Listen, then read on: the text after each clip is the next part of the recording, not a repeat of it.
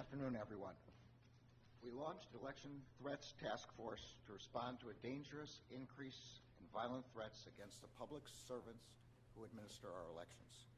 We did so because countless Americans were enduring terrible threats simply for doing their civic duty.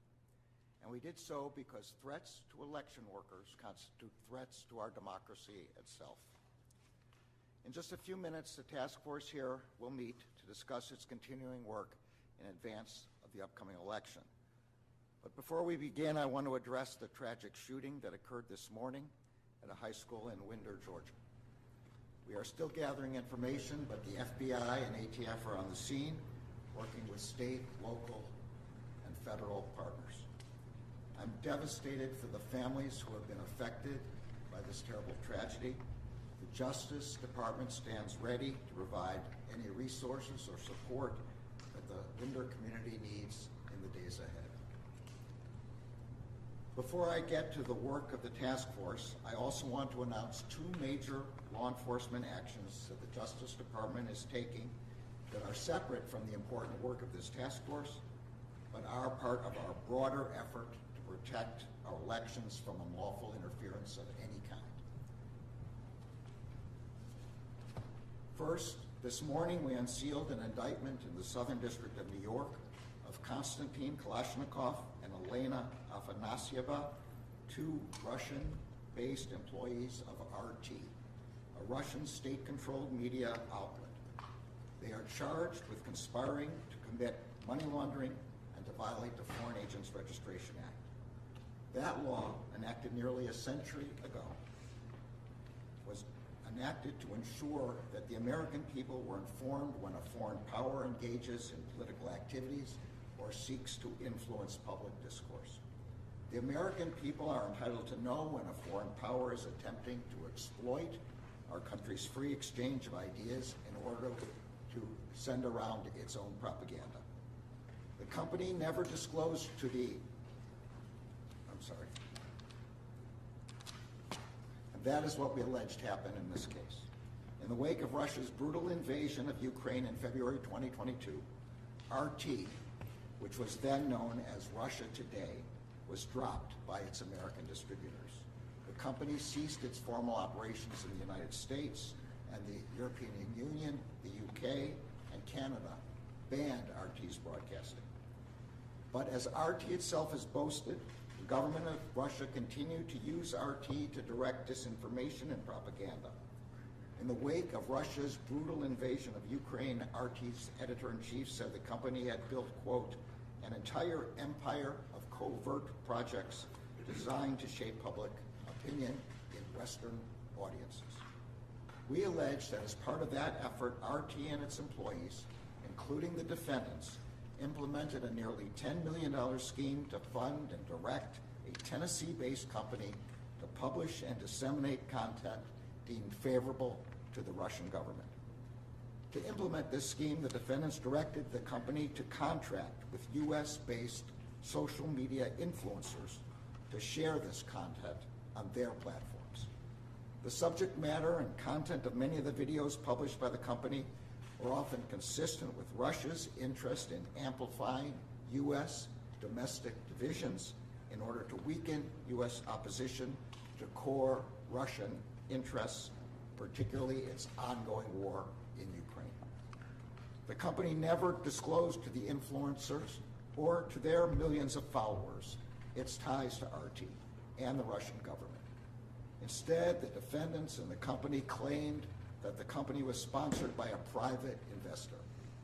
But that private investor was a fictitious persona. The charges unsealed this morning do not represent the end of the investigation. It remains active and ongoing.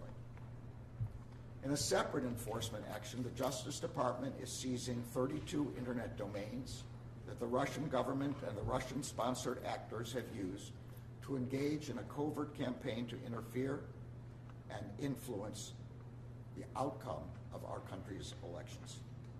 As alleged in our court filings, President Vladimir Putin's inner circle, including Sergei Kirilnikov, directed Russian public relations companies to promote disinformation and state-sponsored narratives as part of a program to influence the 2024 U.S. presidential election.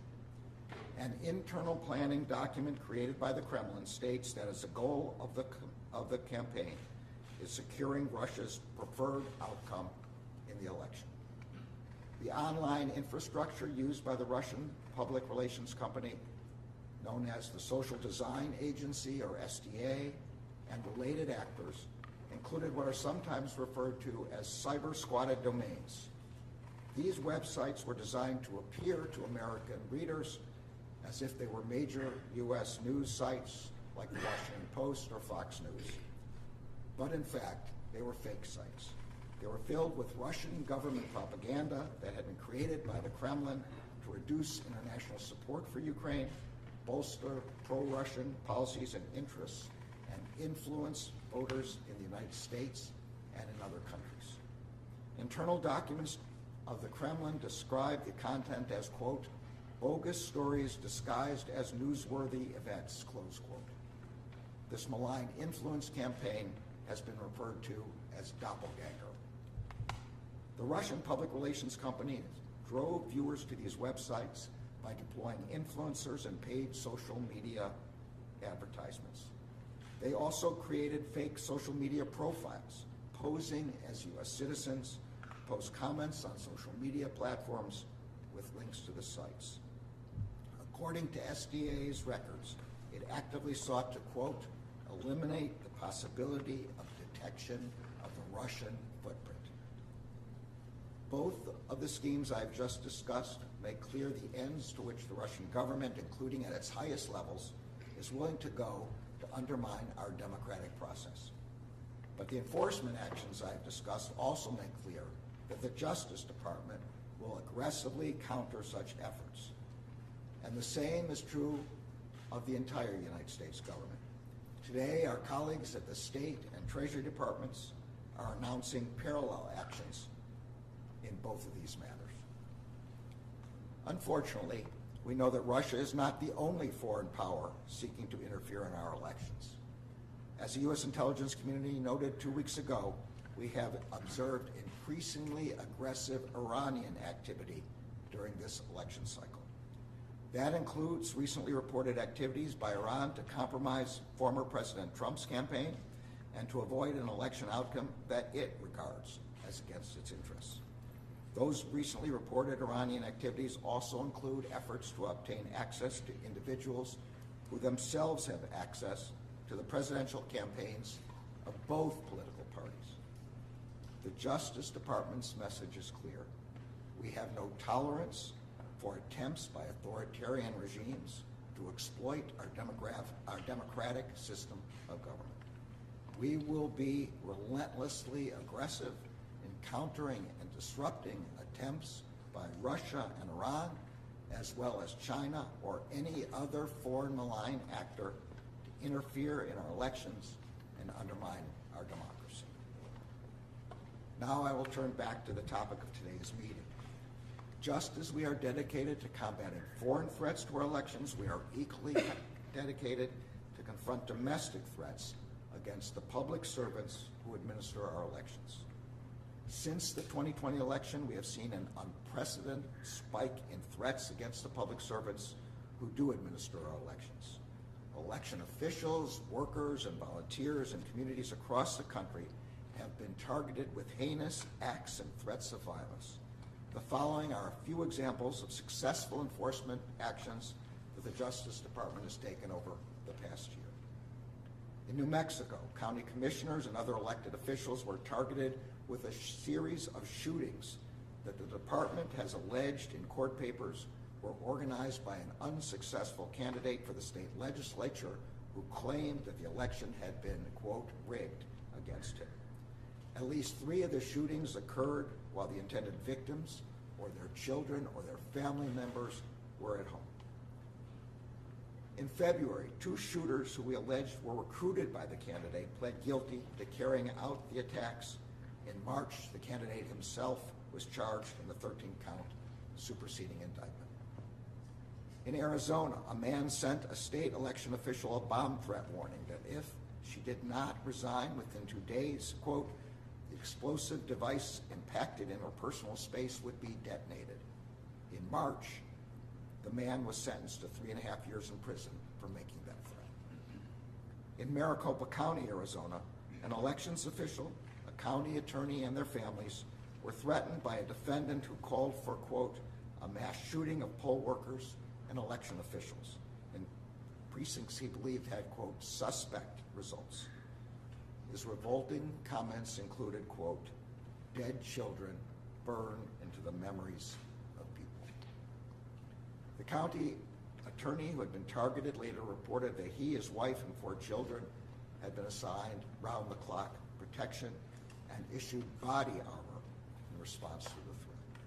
And the elections official who was targeted said in a victim impact statement that, quote, while I am the person directly threatened by this case, the impact of such threats is felt by a much larger community, the thousands of committed election workers who operate our democratic processes. When threats are made against any election worker, the impact reverberates throughout the entire community. That defendant was sentenced to 3.5 years in prison. In recent months, our enforcement actions have continued. In July, we secured the guilty plea of an Alabama man who repeatedly threatened to kill Maricopa County election workers and officials. In one particularly chilling message, he said, quote, you better not come in my church, my business, or send your kids to my school. You are stupid if you think you are safe. His sentencing is scheduled for next month. Also in July, the Justice Department secured a 14-month sentence for a man who sent a death threat to a Michigan election worker. In a voicemail, he said, quote, 10 million plus patriots will surround you when you least expect it, and he added, we'll kill you. Less than 2 weeks ago, we charged and arrested a Colorado man for allegedly threatening the lives of election officials, judges, and law enforcement officials in both Colorado and Arizona. As I have said before, and I will reiterate again today, these cases are a warning. If you threaten to harm or kill an election worker or official or volunteer, the Justice Department will find you, and we will hold you accountable.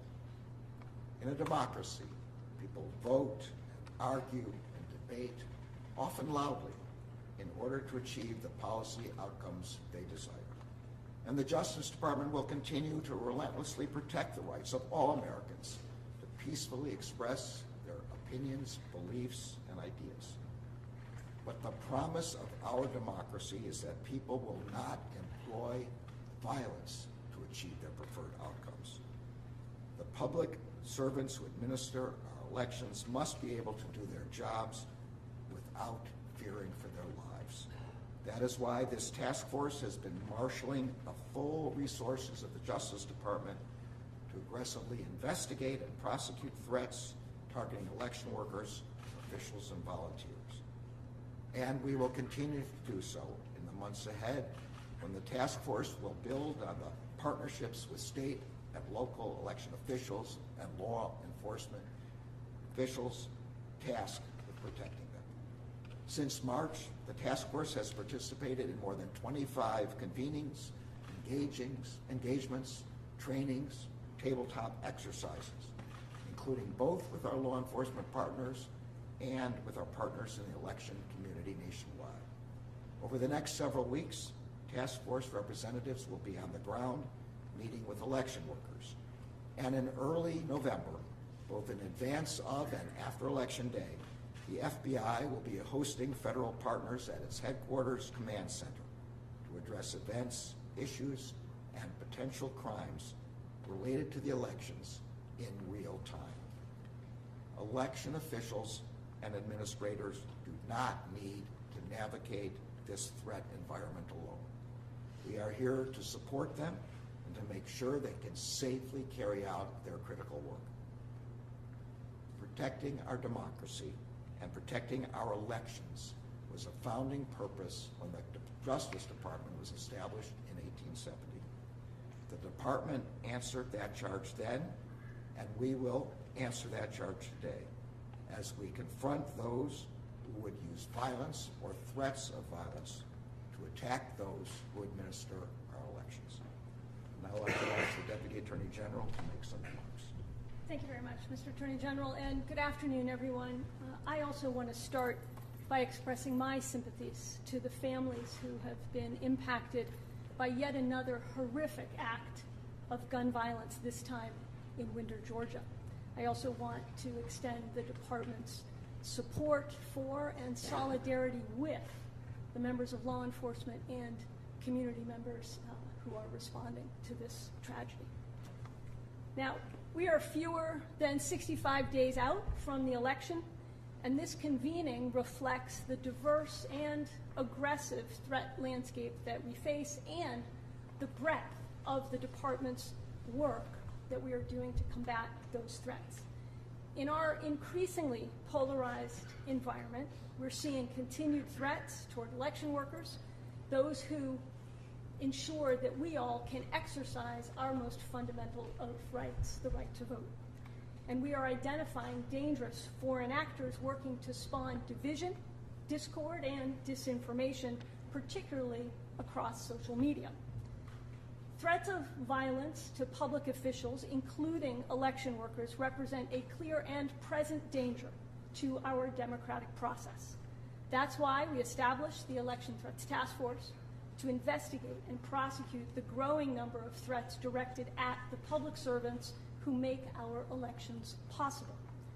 Dedicated career prosecutors and FBI agents carry out this work across the country every single day, working hand in glove with state and local law enforcement.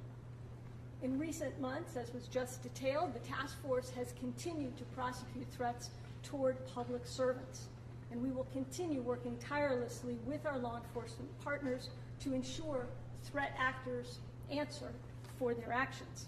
Because a threat to any election official, worker, or volunteer is at bottom a threat to our democracy. The Election Threats Task Force convened today fits into a larger effort by the department to safeguard our elections. A critical element of that work includes combating foreign malign influence activity as illustrated by the actions we've announced today. Our foreign adversaries' primary goal is to undermine confidence in our democratic institutions and values, including working covertly to influence and manipulate our elections. Today's actions, as laid out by the Attorney General, reaffirm that Russia remains a predominant foreign threat to our elections. And as the intelligence community has publicly reported, and as I have previously warned, Iran also is accelerating its efforts to influence our elections, including the presidential election. Today's actions reaffirm the department's ongoing commitment to detect, investigate, expose, and hold accountable all those who perpetrate foreign malign influence schemes. In our work combating and exposing actors affiliated with Russia, Iran, or any foreign actor seeking to influence our election will continue day in and day out without fear or favor. I'm grateful to the members of law enforcement, the prosecutors, and all the public officials working around the clock to protect our election process and to bring to justice those who seek to undermine our democracy. With that, I'll pass it to Director Wray. Thank you to the Attorney General and the Deputy Attorney General for bringing the task force together again for this meeting. Before I dive into things, as you heard, FBI agents are on scene in Winder coordinating with and supporting local law enforcement. Our hearts go out to the victims, the community, and all those affected by this awful, awful act. Here with the task force, I know this group is busy year-round working with our partners, especially our brothers and sisters in local and state law enforcement, who are often the first line of defense in protecting election workers from violence and threats of violence. And as we get closer and closer to Election Day, we're going to continue to step up our collective efforts to protect those charged with ensuring our elections run smoothly. As I've said before, election workers, many of whom are volunteers and all of whom are public servants, are the lifeblood of our elections. And and we're committed to ensuring that threats directed at election workers receive the swift and thorough response they deserve. Of course, our commitment to protecting elections and Americans' right to vote extends to an even broader array of threats. Threats the FBI, as both a law enforcement and intelligence agency, will continue to work 24/7 to uncover and disrupt. That means aggressively combating attempts by foreign adversaries to undermine confidence in U.S. elections, sow discord, and damage our democratic institutions. The actions announced today focus on Russia, but Russia is by no means the only adversary we've seen try to meddle in our society and democratic processes. Just last month, for instance, the FBI, working with the broader intelligence community and CISA, called out Iran for targeting and attempting to compromise former President Trump's campaign. And we continue to keep a close eye on China's efforts to denigrate down-ballot candidates it sees as a threat, and on their broader efforts to sow discord. Whether it's China, Iran, Russia, or any other country, attempts to meddle in our elections or destabilize our free and open society represent attacks on our democracy. And as long as foreign adversaries keep engaging in these hostile influence campaigns, they're going to keep running into the FBI. Today, we're exposing 2 illegal Russian covert influence operations targeting the American public. The first was run by RT, formerly known as Russia Today. Now, for years, the Russian government has used RT to seed and amplify their propaganda narratives around the world. And while RT America suspended its official operations in the U.S. back in early 2022, our investigation revealed that since at least last year, RT has used people living and working inside the U.S. to facilitate contracts with American media figures to create and disseminate Russian propaganda here. The content was pitched as legitimate independent news when, in fact, much of it was created in Russia by RT employees who worked for the Russian government. The second operation reveals even more malign activities by companies working under the direction and control of the Russian government. Companies that created media websites to trick Americans into unwittingly consuming Russian propaganda.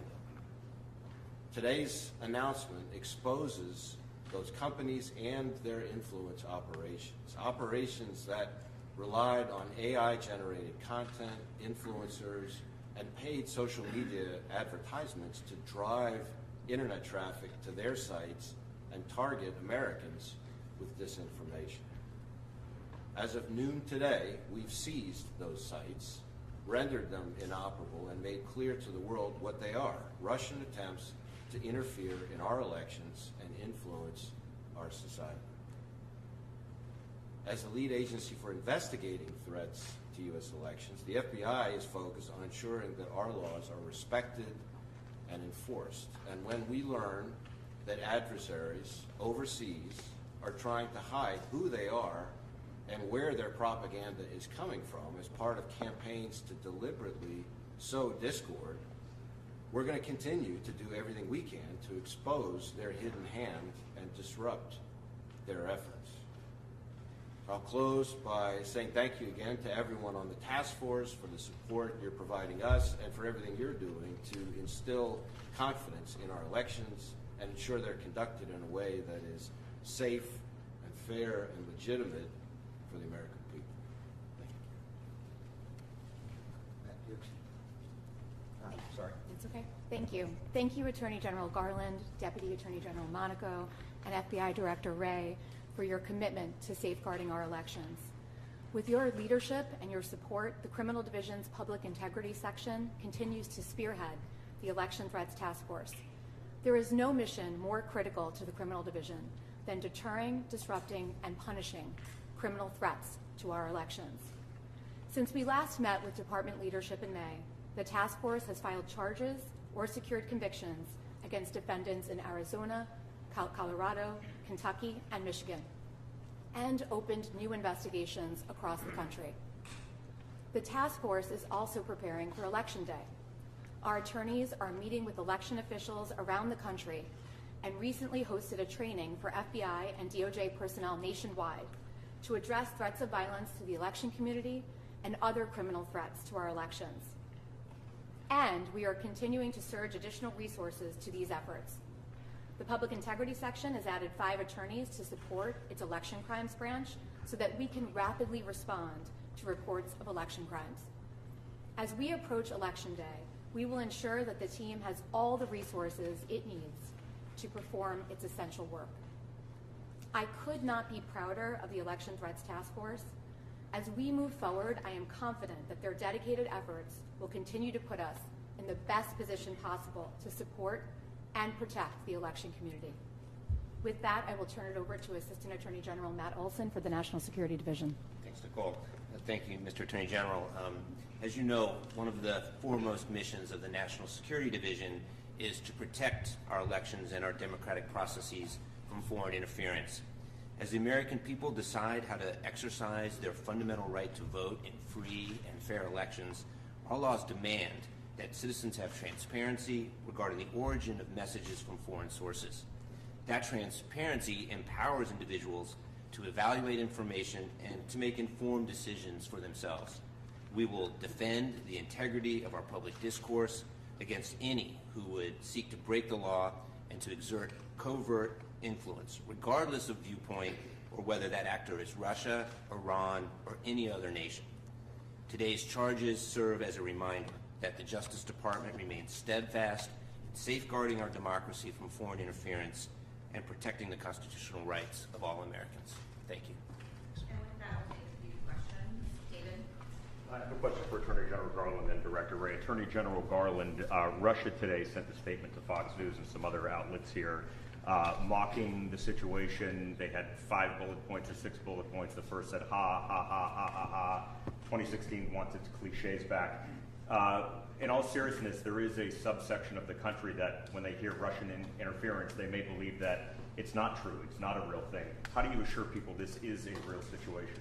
I'm sure that was much funnier in the original Russian, but for us, this is not funny. This is deadly serious, and we are going to treat it accordingly. Director Wray, if I can ask you, you've been talking about China for years now and the threat of China. Also Iran, you both briefly mentioned Iran and potential influence there. What is your message directly to the leaders of China and Iran who are watching through that camera lens right now? What do you want to say to them over the next few months and beyond? Knock it off. As long as adversaries keep trying to influence and interfere in our society and our democratic processes, they're going to keep running into the FBI. We're going to keep calling it out. And I think nations around the world have started to also see the same activity. It's not the kind of activity we would expect from nations that want to play in the first world space. Next question, Alana. Thank you, General Garland. I'm wondering if you can talk about how the Russian effort to influence the election has changed from prior election cycles. What new strategies are you seeing the Russians deploy this year? Well, I'll talk generally about it, and I'll turn it over to the FBI Director and National Security Director if they want to chime in. Look, it's an acceleration of, and it's an increased sophistication of, and it's use of AI and cyber techniques that were not available in earlier elections. So we're just seeing more and more. It's coming faster and faster. It's now AI fueled. They're now using bot farms in a way that was not possible before. And therefore, it's a bigger threat than it ever was before. I would just say that the reality is that Russia has meddled in our society and tried to sow discord for decades. Really what we're seeing is just more tools in the toolbox with the advent of technology. First it was social media, which provided a bullhorn, and now, as you've heard, AI is its own amplifier. And so whether it's shell companies, fake personas, secret distribution networks, the point is not the message itself. The point is the hidden hand of the Russian government, which deceives Americans into thinking that they're getting information from American sources when in fact it's coming from the Russian government. Carrie. Mr. Attorney General, tomorrow is the first hearing in the January 6th case against the former president since the superseding indictment against him. He's called these new charges election interference and a violation of the Justice Department policy against doing something too close to the election. How do you respond to that, and how confident are you that your team has followed instructions from the Supreme Court following that decision this summer?